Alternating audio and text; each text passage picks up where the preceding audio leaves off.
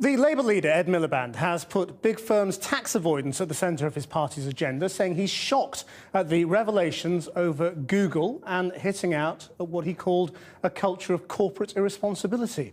Mr Miliband's comments came after a bruising session in front of the Commons Public Accounts Committee for Google's Vice President for North Europe, Matt Britton. Our business correspondent Siobhan Kennedy reports. We all tap into its search engine every day. But here's two words Google would probably rather not give you results for: Google and tax. Today, the company's boss in Europe was hauled before MPs for the second time in 6 months to explain why the internet giant paid so little tax here.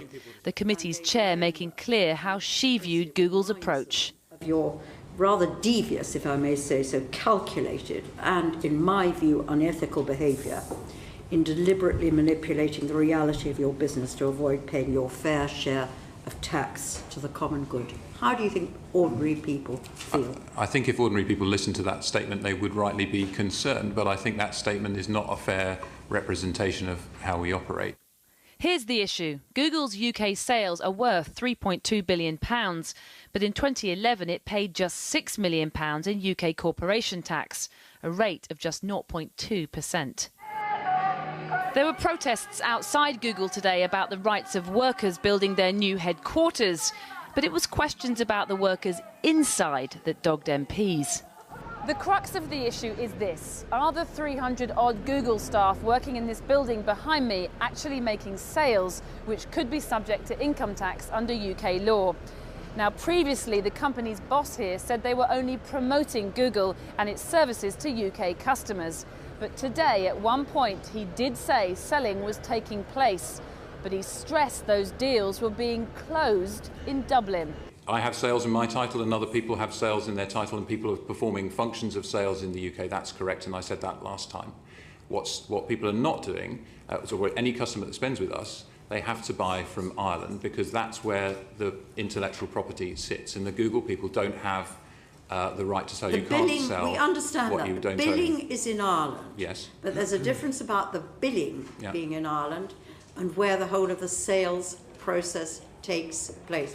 The grilling continued for more than 2 hours, with Mr Britton painstakingly sticking to his script as MPs got visibly more frustrated.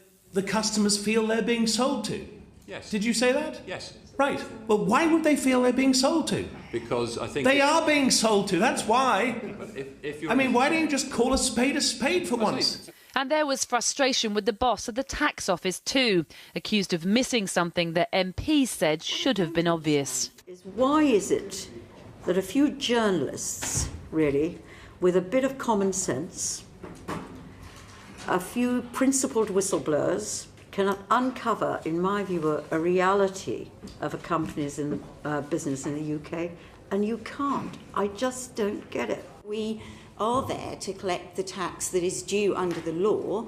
That is a matter for the application of expert tax knowledge to, and I'm afraid I think that's something we do rather better than the Select Committee. But Labour wasn't convinced. Well, I think people will be shocked by the evidence that Google is going to extraordinary lengths to avoid paying their fair share of tax. And it comes on top of other firms apparently engaging in similar practices. I think it is evidence of a culture of corporate irresponsibility among certain firms, which is totally unacceptable. David Cameron has made a shake-up of international tax rules his top priority for the upcoming G8 meeting. But will evidence today from Google persuade him he needs to sort out the problems closer to home first?